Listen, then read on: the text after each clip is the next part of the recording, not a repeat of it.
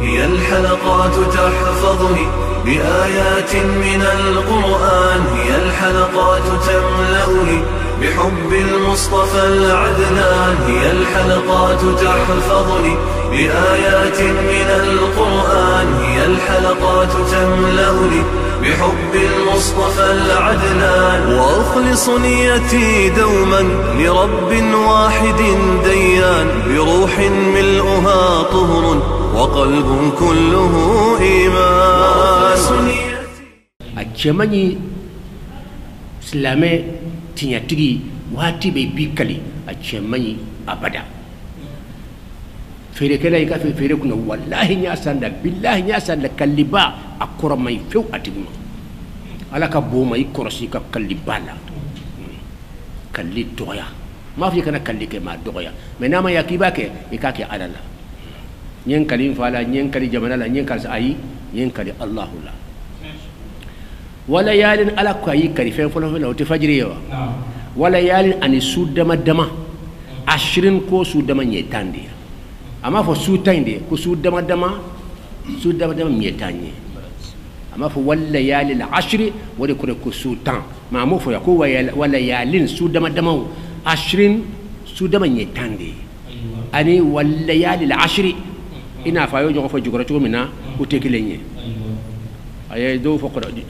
سورة نيفلالا وي والشفع والوتر أي ألف واللام كلا وي ألف التعريف دي من يرينا أياب ولا وليالي الأسوء أن يسود مدما 20 تانديتو يالو فجري واتي كن فورا سوغمادا فني كورونفلي يلين دوبي كومانسي كابو كورونفلي ني يرو توفلي تي يلي نيوني مي يلي منا بو ادامنا توباني اوتي فجري توبامي نابي كومانسي كابو كومانسي كنمينا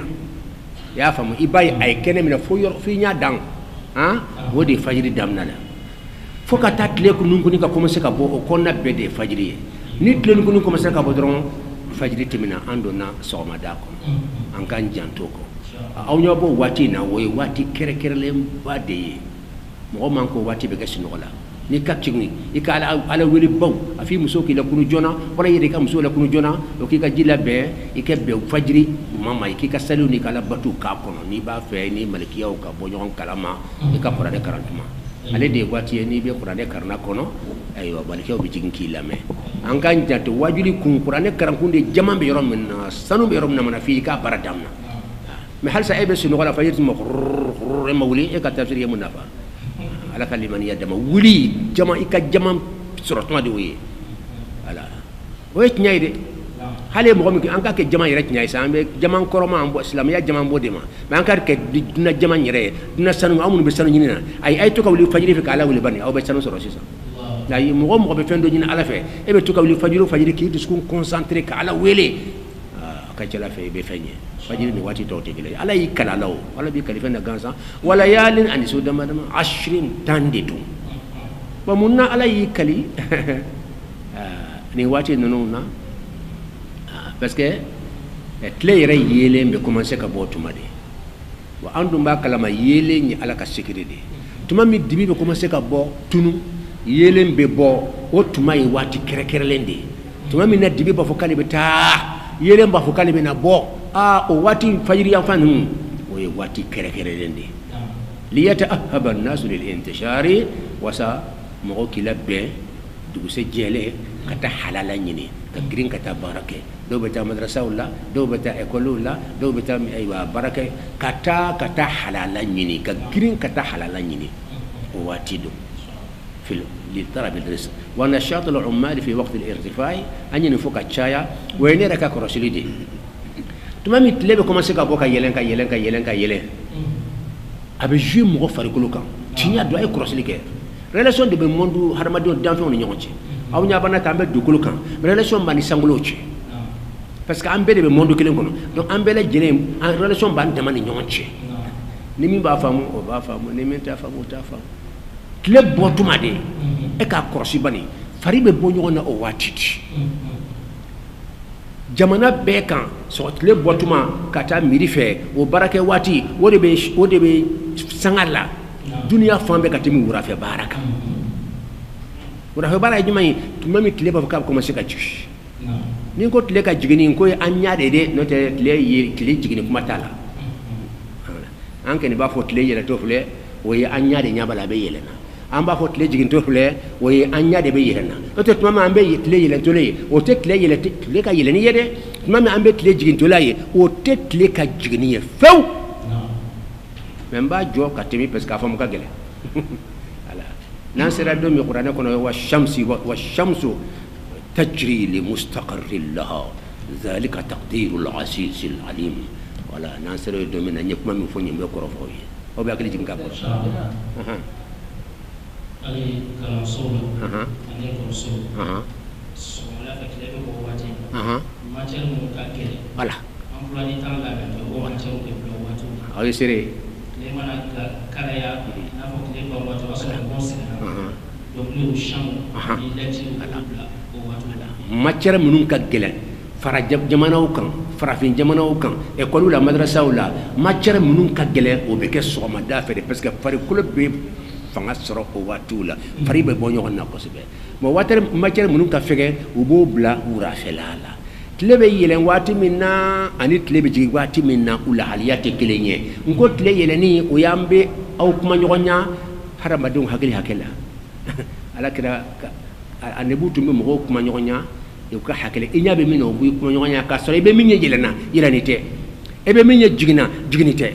mais comme inya bod la o bo fi do te nan tara nya fi basur tlete yelena few abe kanga tle minye le toy tlete yelena abada e de nyala be kanga yela ko mirisira wora fi ba jigin to lay ka so ital ale o tale ka jigin few indi kuma ina sira wala wala manna wala wala aha Allah يعني مبادئ به هم بأسريته والمراد بليال 10 سيسألك أي كلمة فلا فلا جماعة فجري جماعة يرد دون واتي أمي كري يرلا مكة أو يرى أو كري يرى به من يرى أمي كري يرلا أي كري واتي تلا جا واتي فهم باي على بلو يرد به ولا عصري كاي كري على عصر الله ويرينا وليال أن سودا مدما أشرين سوتان كي كلي سوتان ما فوتين ما فوتين كي كلي سوتان ما فوتين وليال أي كلي سودا مدما لا سودا مدما أشرين سودا ما يتان سيسا أما سونغا سوين فاني ده سو جماندو على ما فاني ودي القرآن يقول سيسا فانغا تلوني كلا وديني كلا موسى كانيا لوني كلا كو est-ce que yoro mi nyama lon kele ba nyana bo lon kele fona ka fu be so ba so flambe no ubi jijare foka il se danke ala ba fa mundi fanye ala mane min lon do bo fo abseka ke wi ala tasoro abseka ke yoro do law filla o kacca ala be yafuma ka do ko ngani yaka parce que ala ma fi yo ngo sutande e be ta prese jodi doko sutanya ashru dhil hijjati ko saliba karo tletande saliba karo mana jodra don folo flana fa tletan don de saliba don rewa ko tletande ko to ko wala ya len ashin ko sultane ko de su ama fa tlefelaw di ka sufelaw tlefela talade hanna bala mafo tlefela hanno bala oken mafo layalin we jam'u layladi laylatun we su kelen layalin o de su chamanye do kote bo be dum balon saliba karota inge a don tan folo ne kuma chama ba no fe kadi ka tan don ke saliba yere folo o gundo ala de bolo donc afana e fem badi ala bulo ala wa qala kathirun min al mufassirin hiya al 10 al awakhir ma tafsir kalam min qur'an tafsir kelaw a chama ni mun de fo mo fo do we do fo ko jumanye ko al 10 al awakhir min shahr ramadan al 10 al akhir o tere 10 muannas di akil toko et puis jamu de fonado voilà ashratun wodi kelenya ashrun o chamande ashratun tankele ashrun tan chama ya isawa men yoro na be ashru mima abe min yere ma wodi suye sultan سنغرو السلطان شهر رمضان التي يكثر المسلمون فيها العبادة سنغرو تلما إلا كسلمو ببتوچا يقولوا كجم أو يرنيا بالا ولا عشرون يجامان دي nadari mana fo asharatun yoro be ka sunu yona be ka sunu yoro parce que asharatun fana yetande ashurun fana yetande ala akomi ashurun asigatu ye mudakkari donc dokna ta miri ka foko al layali al ashr al ashr al akhir dokna ta miri parce que ko mudakkar de do grammaire la quoi al ashratun o muso yawde muso ma yawde ashratun tubudla o be foma ashratun man yora ko ashrun donc tout borala woni mo ko mi ko ba ko ko dak femi nga fo masculine de don e ba fo al ashr al akhir o be ke erreur ashr al awakhir wa be fotende من شهر رمضان الذي يكثر المسلمين ما درام بي كرانكلاو نيرو دولاو بي فاما منو بي كلاسو كنو غرامير مون نولو بو نيرو سورالا اكنا اوتورو ابو فنان نفا كرامبالو بو نيرو سرو منو بي كلاسو كنو فنا بو نيرو سورالا اشرو نيروني وتلاوة القرآن أو يربا كروسي سونغرو تان لمن دكونو على كراتون كبتو بتشايا كدوبل القرآن كرام بتشايا كنيمان نكسرها بو بتشايا أو يربا كروسي sahabaw be dondo mislu kono ka itikafu ke be tunu do be tli dama ke do be me uteta ko dimba yalla be mislu kono tron ka la bata ko bako itikafu kala do mislu kono nteta ga dimba yalla ka siye ka tli dama ke o to itikafu ani khalba ka suru yona de male to ko khalwa ale to ko itikafu akara chugo chugo katira datu ngoro de la ite do ka dimba yalla te donc du kono ka chaya ka ke ala batu dronye secret de bola gundo de bola ala kira muhammad sallallahu alaihi wa alihi wa sallama tuma mina aywa jibril bina commencer relation be commencer ka timani monde sans faire la che ni relation be commencer ka timani sans faire la che malikiya wala fe wera mbo sangolo layno ni relation be timani yon che dro on mantene ka ke isro jama chela ay no be ke ka chaya dron iba so yima bole be mo wulati ni gundo fanga miri fana gundo di odi ato ala ka jondo be o taw no ba fa ka fendo ka timu ala che o wuli dugut law fe wat ma chama be ke fo dugu ko fe fo dugu ko fe lawla ani be mo wala be manga men ki be dugu ko do tewa kay ti ma bo mo wala i ma bora mo wala i sodo na mo tigila i sodo na mo wala mo ka kuma munuka baro munumbe abe barajidi ebe mo ko kuma munu me itara sugula wa demba be be nyon la mele o be barajide maintenant ibe du kum boni be la jelna kanya si allah durana ite fo yat mala fo allah baraju be chega bu ni allah ko che ala kalimaniya yama donc o dia to jara ki ma bo mo wala batutu mala ni ka kim korobala la silibala وتلاوة القرآن قرآن الكريم اقتداء برسول الله بقول بالك على دق سونغرو تنلما إن قصبة دو بدسو كنو مسلو كنو كاعتكافو كه والراجع أن فيها ليلة القدر أو يركا جت من ليلة القدر يرمي فنفرنا نافلا بيرجما أبي سونغرو كنو أبا دامنا دلاوا أبا لبان دلاوا أبا كمانشر دلاوا أني حديثه فلك أني تنلما إن دكسرو تنلما إن دكسرو إما كاكا كنو ولا نو كسرو donc na hal na danoma laylatul qadri ka tringa sur yoro minna na fara ko tan lama ambalo fanga bola donc saliba karo tan lama anta fo fana te abse ka ko do tewa mais sungaro tan laba inde kuma jaro no fe ko sebe nanga ki mu anto fle ko sebe ala kan bela jilen kan o loni kala yomi fo ala mo fanyede ala kram mo sungaro tan laban don ama fo fana ko saliba karo tan laban loni kala de yire nyin ka ko ala ko tan laban ako kay kale sutana nga fo kay kali su dama la o ye sunye jate tanye bo antalo loni kala de jate mina do ko saliba karo tan folo do ko sungaro tan laba tan folo tan laba saliba karo tan folo sungaro tan laba ala bon tan sungaro tan laba kuma ngena kuma ka girin donde ma fo do kuma ka girin doni أيوة سامناتهم والشافعي على كويك للشافع لا والوتر أني وتر إن بكم بدي نيرك كغرين كتم دوينا إن كما كغرين كتمي والفجر وليالي عشرين voilà parce que ni والفجر أنيو لندني mais والشافعي فلا والوتر أني كلي أنسرا كماما ala ya ka ay loni kala be la barla sisa sa ala fla ani kele ala père ani impair to karno hotea aywa wala ولعل لأنهما جامعان لكل موجود أبسك كني أفهم أبسك كألا يكلني فين منا بس كني بيا عالم بديرا عالم يرتدي فين بي أبا بيرا فين بي فين من بي أفرح ولا جماعي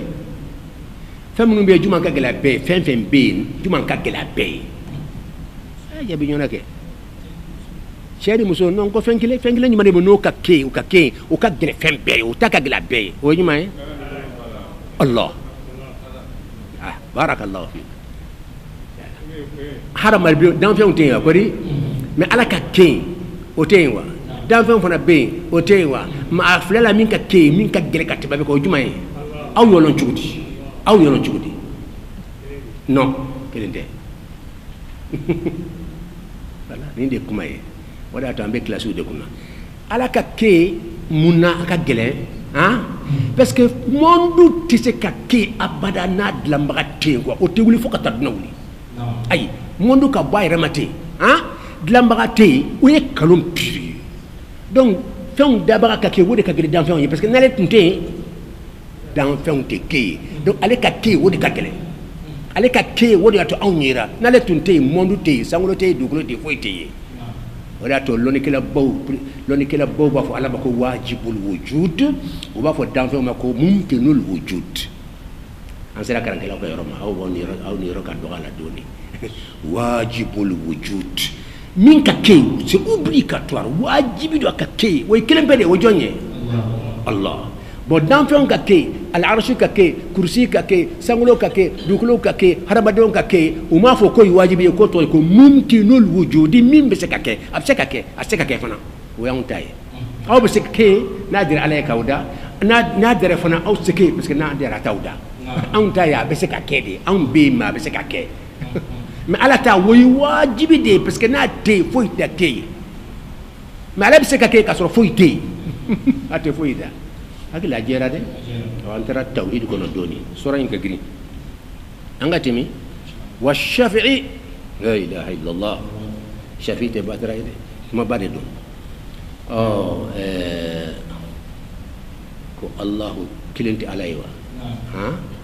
dan fen to bebe fla de ira ala kilin pe de be kilin ira wani ye kilin fen nye ka fa nyon te o ka do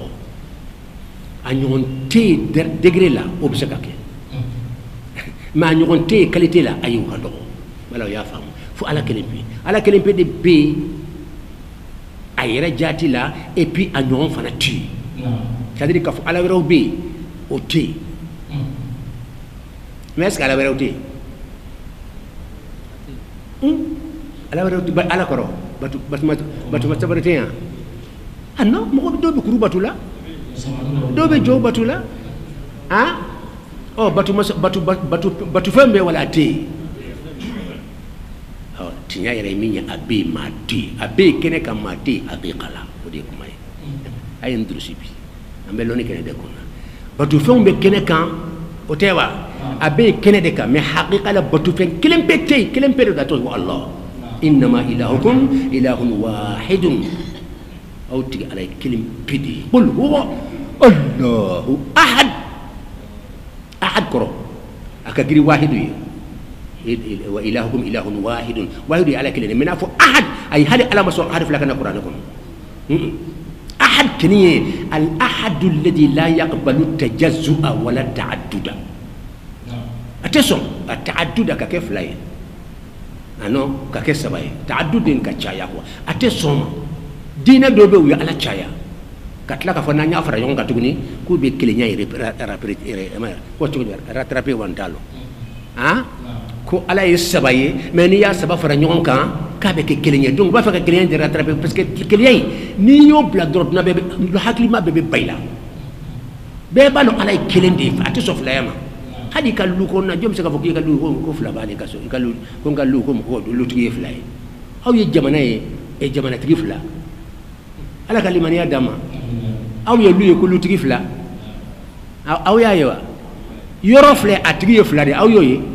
o fla be ñoko fa no fe baton kele mo fla ba gidi o baton beti atoti ma o yero ko maloko ya pas de commandement dans un mot ko baton ma o ye na yere maray aw ma son fla ya ma ala mi ye mondu beti go be ke fla ala yo jabe qur'an kono abo yorlo wa ala ko qur'an kono law kana fihima aliha la fasadata subhanallah ni ala tunye fly wala sabanani mu aba resultat longwa i baba aw bi na ibe kele suni tlebe ko jamana be nyogona ala be nyogona ni yo dongo o na betti to de ana puissance ba fla be nyogona be nyogon tilo be nyon ka itaji kala o kinye mais ala yere be kele la ala ko ni ala cara dongo do kele kene aw kene ala timito de se medra aw ka mondu be fa fa katimi ala ka kele yere ala fla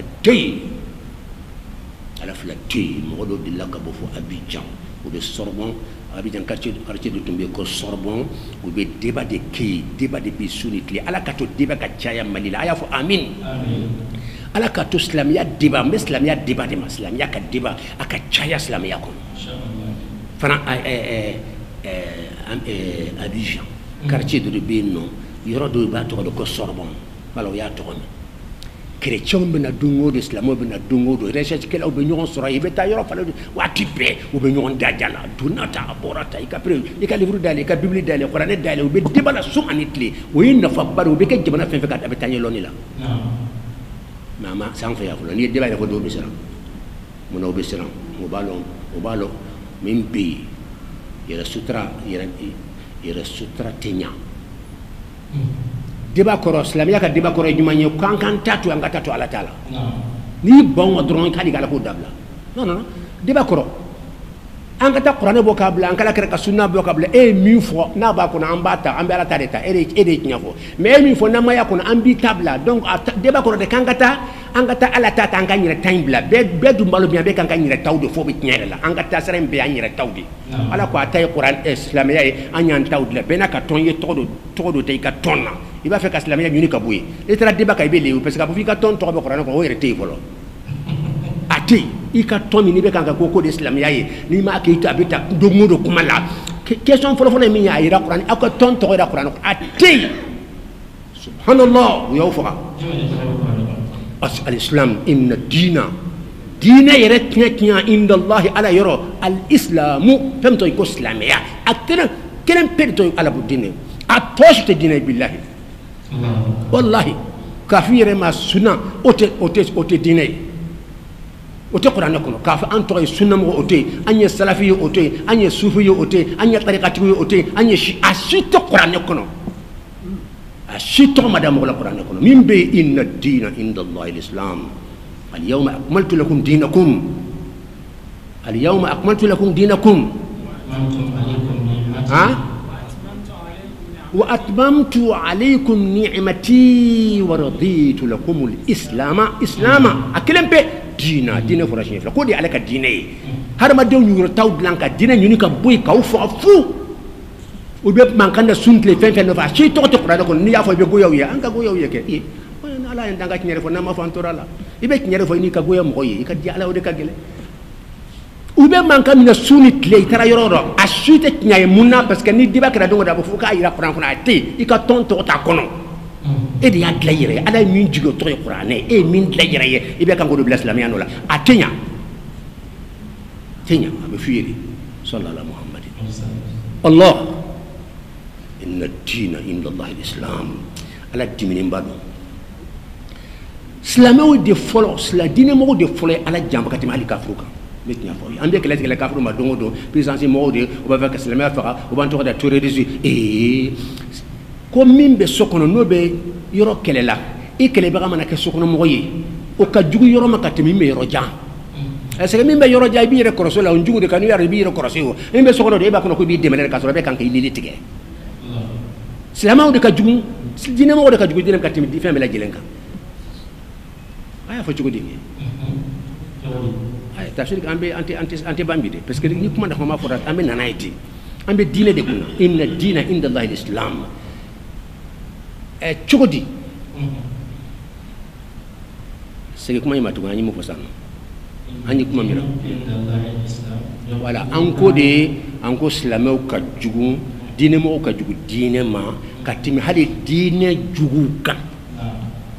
bon mi awbe mo safa ko jugu di karamo ati jugu di fola ka chaya wala qul hatu burhanakum muna kene ka awbe nay san mo ni islam ya kan tege ka bi silamɛw de don cogo di puissance an ka tɔnw ma caya wa tɔnw de bɛ kan ka silamɛya kan tigɛ don o don ka bin ka kɛ jugu bɛɛ b'i sago sɔrɔ silamɛya la munna parce que tɔnw de nana ko ka silamɛya fara oui tɔn fanba bɛɛ silamɛya fara de ala tana de silamɛya ko ka fara ɲɔgɔn kan de ka kɛ kelen o de bɛ kuranɛ fan bɛɛ mais tɔnw nana non anw ta ye nin ye anw ta ye nin ye anw ta ye nin ye kuranɛ aya minnu bɛ ni sera dɔn ma tɔnw ma don o don kuranɛ ayaw ma شيعا كل حزب بما لديهم فرحون على يمين فوتون فرفرين لا ناو يامي دونغوري تي دو تونجي لا فوكاتيسا مي اكزامبل فاتون داوما سلامتون كاتاوتيبا انغا فلاترون تاتوما شيعا ان السنه شيعا يمو مليون بي تاماندي سنه مو كاتيا شيعا يشي تاما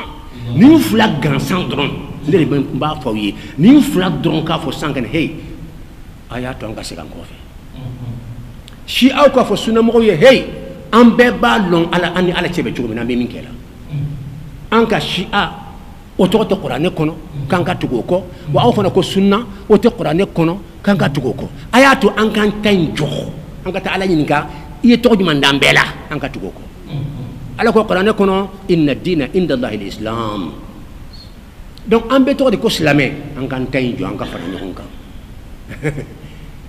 si on ni sunna mo million bi jol nu fa la ñon kan bi puissance système na ko na kip se ka jo islamé yo tuguna ti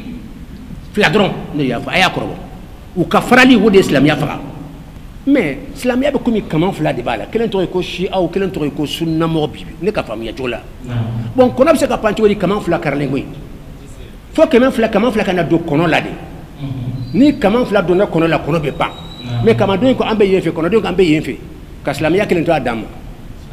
islamiyat le autorité islamia do refle ke fande no to ko shia do fle to ko sunna mo ambe taroj man tuguni anta ke kelenye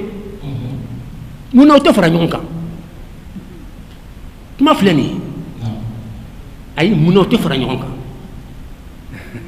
subhanallah aw bala ni yuni ga ko wonde fara mu fa ambu ñini ngaw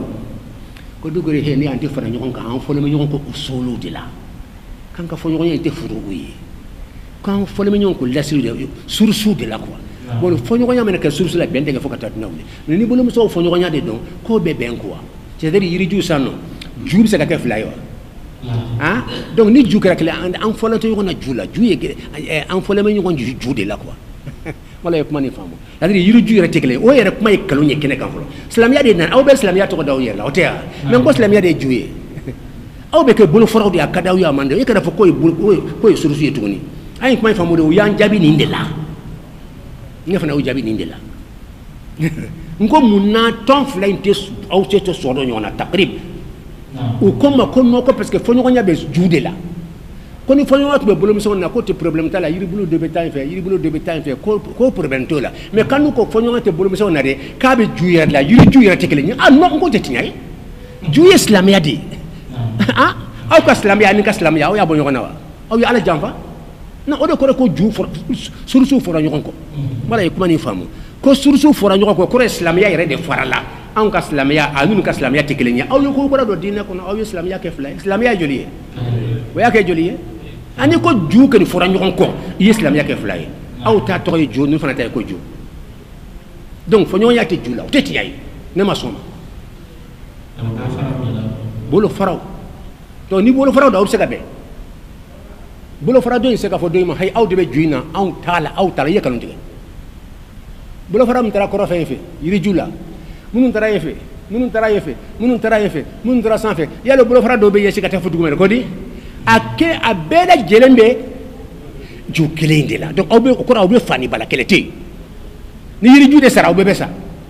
note yiri bolo do be tigere ibisa ka yiri ju yere bolo famba be tego be do fara anyali yere ka tuma dola aya wa fa la chugumina donc nindi haqiqa ni kuma ni maswama o club kan na maswama ka fondi ay antepson on ni shi on ni shi o tsika sigi abada anu se ka soro yona abada parce que anu ka fonyo nya ka be sursu la sursu juma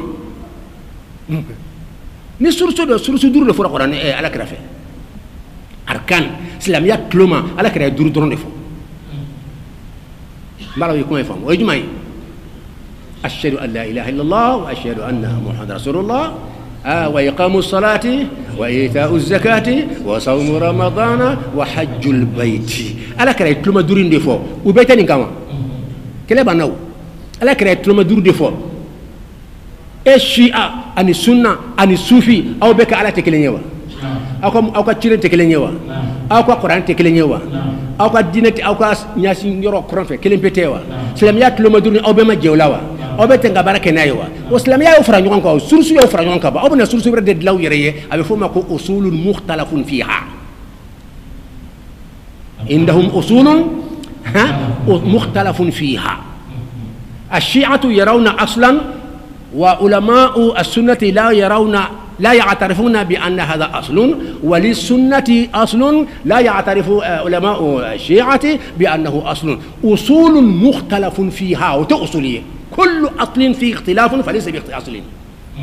فنو لا سورسو ني فنو غنيا كرا لا بورا سورسو لا كبلو فرادوي ala créer source min fo abambo ay duru de fanya aw beta wornan kala mun aw beta wonna kala mun mala yo kuma ni fam shi aw ko kolu ka source de be ko imama ku ka dine se ka talmam ya ko nyimo bakle nga kawla ko ina fo beteni dine mo to fa amadu dine do ta fa wisan sawa dine mo bakle to lu belawa shi aw ko islam ya fana kono fode ka ke noto islam ya re de teme fode ka ke parce que ko source de ko feminati islam ya se kata seulement ko non ko no ko almamia ko to source donc fo nyago nyaw de bi mala ya famu o suna mo do ba fo fana ko ni source do ba fa amma soma mais to ma duri no nyago sosola wa muno ma nyago sosola parce que voilà parce que on na ala kira mais e min ke source yere e de ala kira yo e fana min ke yere source e de ala kira yo ambe jonna me ala kira min ke source ya me taw de fe ni anga ni tafsir doronde de diine ka tente ka dina mate do tinyali mbeduna kono bibina islamo ka tinyali ka boju islamia jugo ya famu biwa won nun kan ka kele ban sansa ki bolo de nyoma parce que ambe ka kira ikele nan ka ala ikele nye islamia tluma durimba ambe ba no fe do an ka fara nyon kan u ka fara nyon kan do ka kele dabla islamia be ayira soro sans fait na fatuma la kala ci wala ci gomina puis ça fait donc na bebe jigi sa joro ikada ci kawla munarke abo kunno hein naw farla ñon kan ala tun dibine be kaka deme de kortanta jigi deme ndu na ya korta awti hali chefan isaka kari mais naw farla ñon ka dron awtuma ala be aka denje ruru kana jigi islamoka awtuma awira ka puissance be ala ya puissance do nawla awtuma dina be be jawla islamulo tizula to jonya to ni hereba nyanda islamoka ton chama inda to ni nyanda u farafara la كل حزب بما لديهم فرحون ودفر كافرون لا نمان كرسو نيوم بفان فنما هكلا فام يراوا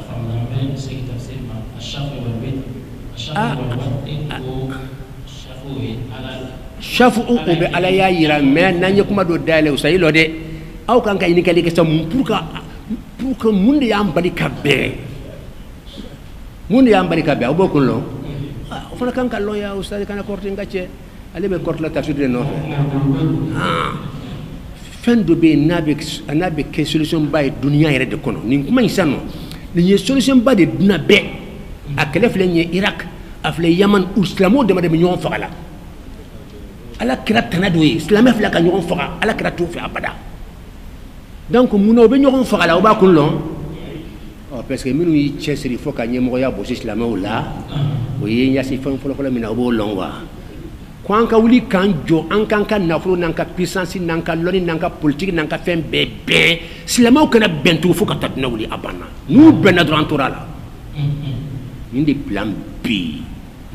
silamia jugu mun be na islamia ko fla ndube kan ka silamo to la terroriste ka lebu ni sun clé ou benna mi ka do la o di yankana to ka mende folo o benna wi dina mina ala kra clé la ay islamia be fra ñonka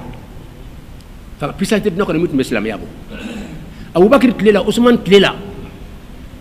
Omar tlela Ali tlela islamo farla ñonka dina ko no puissance mi bi se ka sumo islam yalla ibe jamana ba fe mera bet me ka do islam yadkhuluna fi dinillahi afwajan islam ya jugu uye puissance uye plan folo jumane te islam ya kama ko farriq tasud farriq anku farfara tasud ambe ñem ko yaso c'est-à-dire ɲɛmɔgɔya sɔrɔli olu bolo fɛn wɛrɛ tɛ fo ka ninnu fara fara fɛn kelen min tun ye puissance sɔrɔ pour que an ka se ka puissance sɔrɔ f'an ka filɛ u y'a sɔrɔ cogo di u bɛnna de donc an k'olu fara mais an dama ka bɛn nin de politique bɛ silamɛyaw kama bi o de y'a to a b'a kɔlɔsi silamɛya jugu mana wuli silamɛw kama tuma o tuma i b'a sɔrɔ silamɛya jugu ninnu farala ɲɔgɔn kan i y'a faamu mais aw i bɛ fara ɲɔgɔn kan u b'a fɔ ma ko arabu b'a fɔ ko tahaluf n t'a fɔ ka jamana tɔgɔ fɔ n'a ko n ka tɔgɔ fɔ n b'a fɔ n tɛ sira foyi ɲɛ Alahu taala ko wala aw y'a faamu wa donc toujours tuma min u bɛna taa ayiwa Kadafi kɛlɛ jamanadenw de farala ɲɔgɔn kan tuma min na u bɛna ayiwa Iraq Saddam ka jamana u bɛn'o kɛlɛ tuma min na jamana dama de farala ɲɔgɔn kan olu bɛ fara ɲɔgɔn kan de ka anw fara k'an bɛɛ faga k'an bɛɛ si la tuguni u bɛ tila k'an yɛrɛ bila ka tila ka yɛlɛma u b'an ka ɲɛmɔgɔ min faga tugun u bɛ tila ka yɛlɛma u bɛ taa ɲɔgɔn ɲɛ o an k'a d'u yɛrɛ ma u yɛrɛ k'a faga yan de sɛnɛ yɛrɛ tuma min u ye jamana minɛ ka ɲɛmɔgɔ minɛ a tora k'a faga dɔrɔn u t'a faga de an k'a ka di yɔrɔ min u yɛrɛ k'a faga ka taa yɛlɛma u b'a fɔ k'u yɛrɛ de y'a faga n den sa dɛ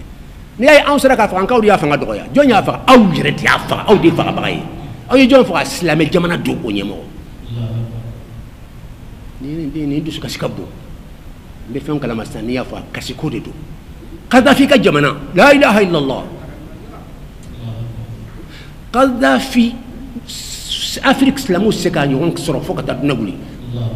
bɛɛ de ka mawuludu o mawuludu mana kɛ aw bɛ dugawu kan ɲɛ bɛɛ de ka dugawu kɛ Kadafi ye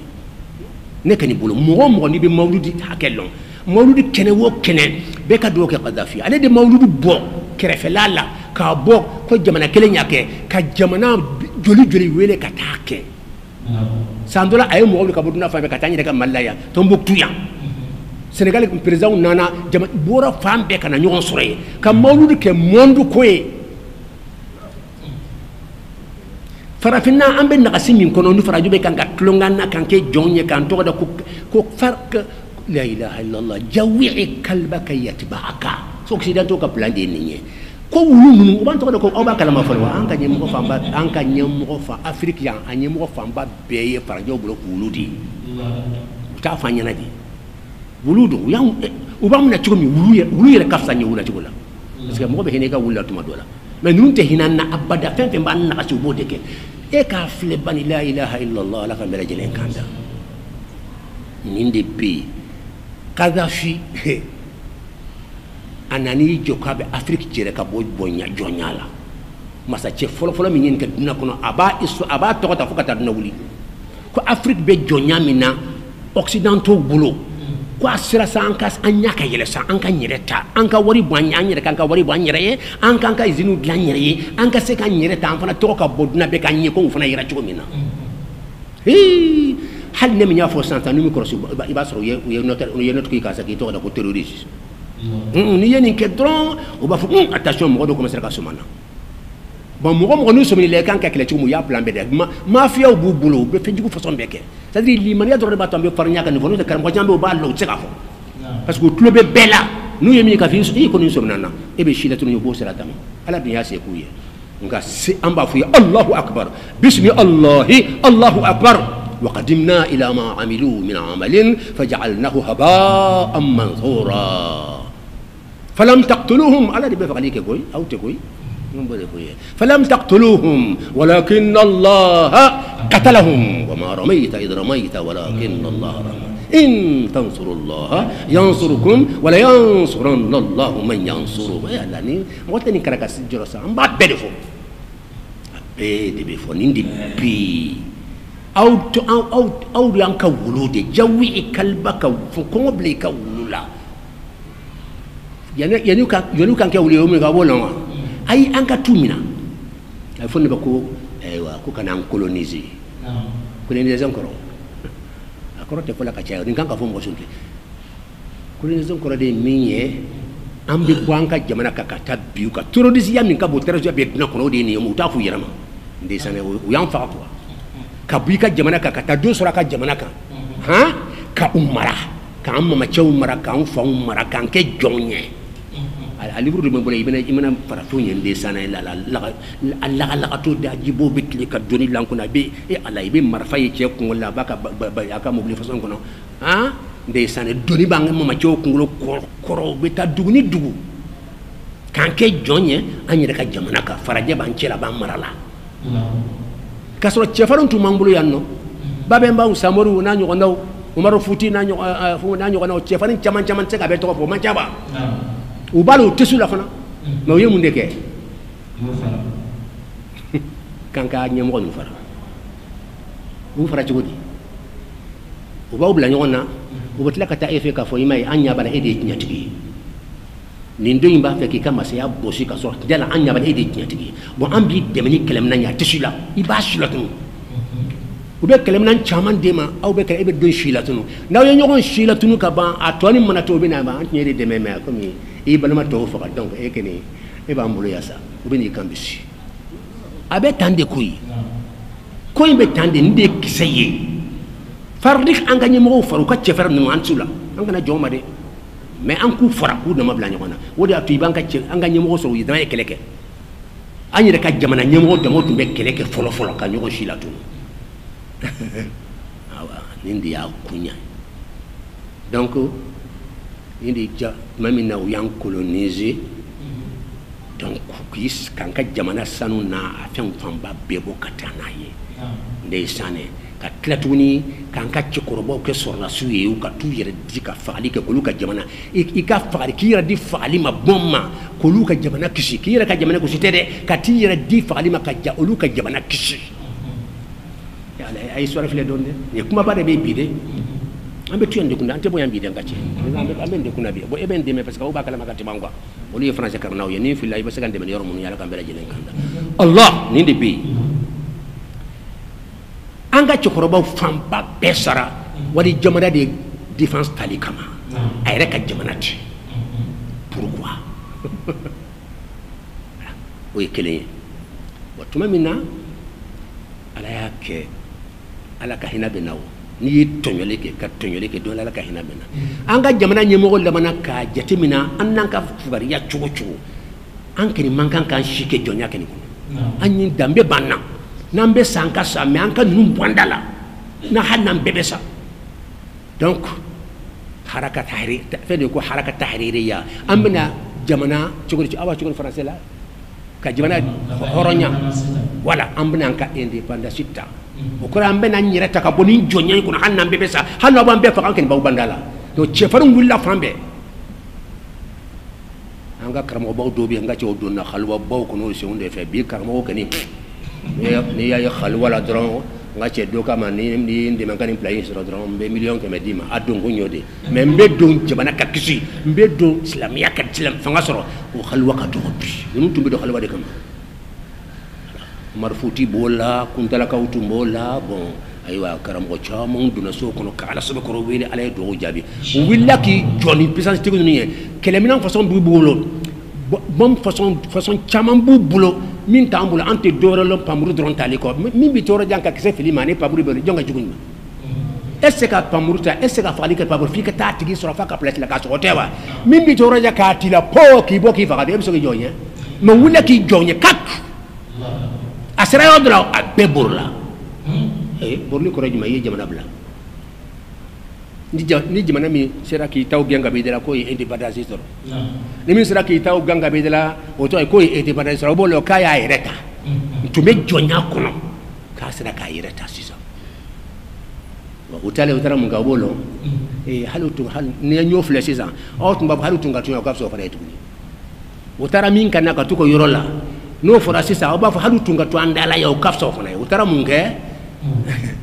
o ye min ye k'an y'an sago sɔrɔ an y'o puissance bɛɛ ban ka ban an ye jamana mara an y'a hɛrɛ bɛɛ k'an ta ye ka ban an b'u n'u dɛsɛlen de to yen sa donc u b'u si kɛ u ka dun ta gansan u t'a sɔrɔ fo ka dulon anw na président tulo b'a ye kumaw la de n tɛ politique kalama mais n'a sera diinɛ yɔrɔ ma n bɛ kuma dɛ n tɛ politique kalama mais ni politique sera diinɛ ma n bɛ Ala bɛ politique lɔnni d'a ma bɛɛ ɲɛna an b'u jaabi an y'u fanga ban an y'u mara k'u fanga ban k'u kɛ jɔn ye u ka jamana kan an n'u ka jamana a dugukolo hɛrɛ an n'a fanba bɛɛ taara sanu minnu bɛ yen an n'a fanba bɛɛ taara an y'u to fantanya la sisan sisan mun de tora an ka taa an ka so kɔnɔ dɔrɔn an ka sogo kɔrɔta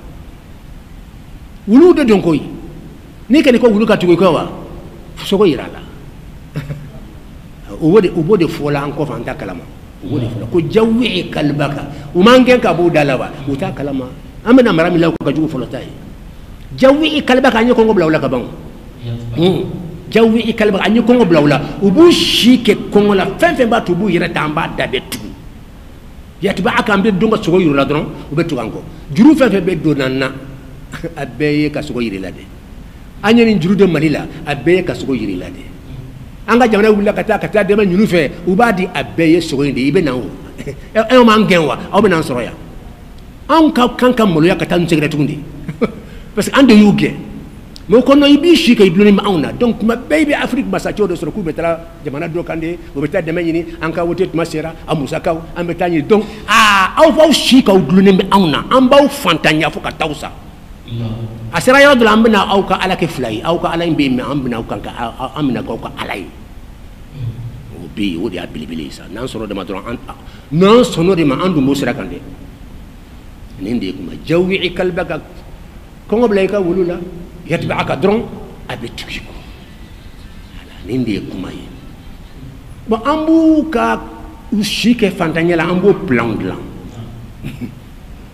nube nanku kan deme fenfen bato ni deme fenfen ko rekonde bi yere ta doni o maso ashim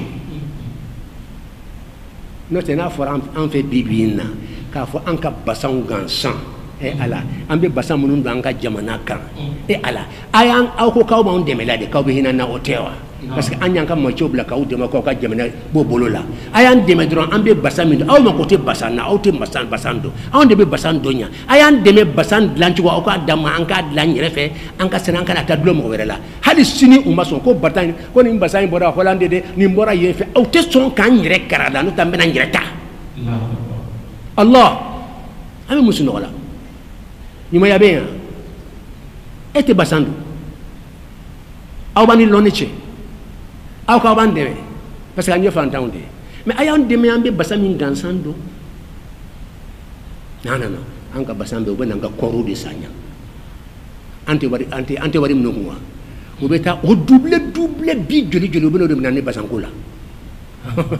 donc wati be wari de bo fantan jamana kan kata faraje jamana kan mais ka bo faraje jamana ka do o ka do mimbe bo o de kacha mimbe do shika shitala aya korosi fen folo fi naw ba korosi farafin jamana do made farafin jamana o yum jamana fen coloniser bibina a jatem nelendo abe bo de wurru kata wulu ka jamana kan mimbe bo fe kana do an ka jamana kan mimbe bo an fe o de kacha pum lindi haqiqai hadi français aya famu mu nawte fran mali o sam langa fran mali ngay anga go modi batu nyande metuma dara ko segake ala ka sara ala ka nyon chaya kan kan nyireta ni ki ba ko be segendo o be plan do sigi kama ere be sigi ko fa 600 bona kera français sana soro mi mbala woni yoruba de bala nati sura do ko ka be suru atlantiela donc abe tawlu de fe abe kan ka baron de fe ande mais abe tawlu de fe ambe musino wala mba suru ya ten exemple ke ni ga adache noye exemple fulana be kene de kan obe mi wila tawna ko obe sobori mi kala to ko tuguni pemi dakari malila wala dakari jonna pemi na furo famba be tami maliyon de ba kela akaka ngata maliyon de nyon cheya anga jamana kun on de ba kela on de ba wari bora awari kan katla ka duanka so nanka aywa anka ekolu ni fen la otewa mais ama awari mana fara nyon kan awni ala cha famba be tami maintenant so be kan ka takofe abe takofe swati be abe kan ka abe takofe abe ban wala be do ya wodo tewa donc wati be abe banka jamana kono ka tuka jamana de ka e minna folo tigi ina nasa akadum ayi ambau au fa au ka soro be amba be dabe tu o de bi afwati fola de dat be tu lendo anka jamana nyimo shi jamana kanya sise kila mani mata le fi ati aw yange ka ba ko jamana ka ko nyimo yake mambe tan sigan ka sokono anka jamana ka ka umra ka lukono o de bibi aw se hale ko president sigi fo ko sarauna ay jamana sise anga jamana ka binabse ka president do sigi kambe wutendi akada nyamba ta fika tasara woldila wolde banka president ya ka fonde kanga president ambe bo tigi de fana tatuguni la ilaha illallah donc on dit ay 600 colonisation ka junga tem folota ka pum parce que mo hakili mara i karo tay kaba folo yan farkole demina nana kan farkole demina wala ya fam o yan farkole demina an se ka yere bulu an se ka lama aw bulu o be tile kan bla baragelewna o banka so kono o banka biro kono an be ketla ka ke baraka denyu bulu an yere ka jamana kan an be tla ka ke baraka denyu wulu bulu ka tla kan ke laga to daji bo dama yi nga exemple da mo lawa ni film do ye ha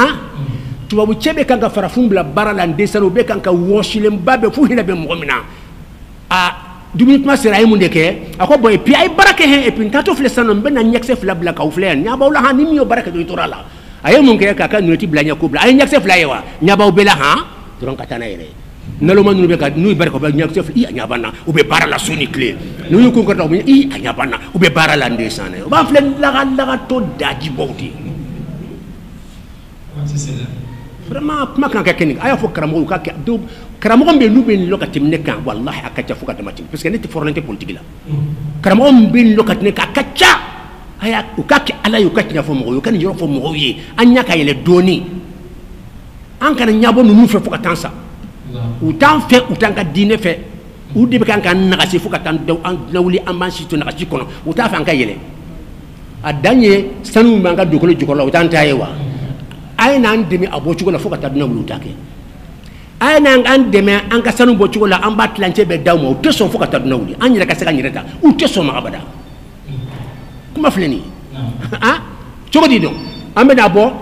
avec la kemeye hadi lance ati tobulo ya ay o tesanu bo jamana shikan ka fo lance be dima o be kana famba bede donc 30% hakila te 40% kanibo o drone de beti e mande sane a to be tawfe an go sanu bi ka jamana ka me aw fla jonta do sisa aya jabi ke abe be ka jamana ka me jonta do a be tami on de tado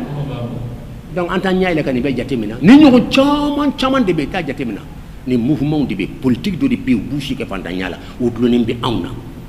et puis mbe kuma da chene mi kuma yusa ya fenga fode anyi mi fo leba na ka ala ke flayo an o do be sano